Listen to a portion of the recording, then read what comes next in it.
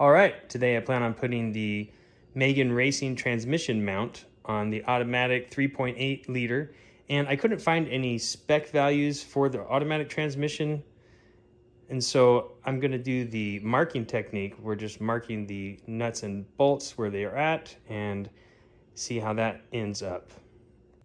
So I'm underneath the car. This is the transmission cross member, and then basically I just marked all of these nuts, and just in order to do this method, you just got to make sure you keep track of which nut goes on which bolt.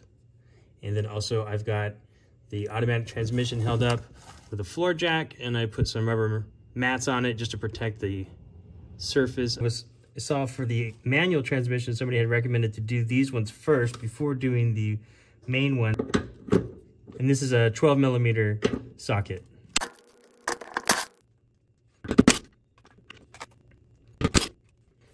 Okay, and then next are these outer ones, and these are a 14 millimeter.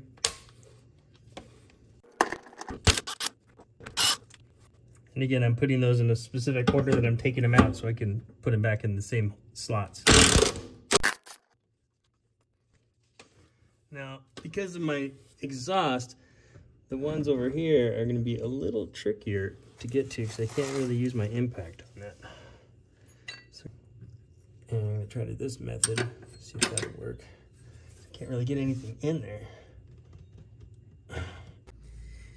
Getting these all out was pretty easy with the impact. However, getting the wrench on this part, I couldn't get the bolts all the way out. So I had to just pull them out enough because otherwise the exhaust was in the way.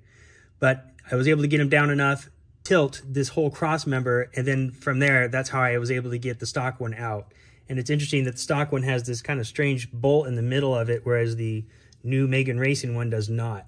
But for the most part, not a terrible thing, just getting these two bolts over here on the corner by the exhaust. And if you have different exhaust, you may not have that issue at all.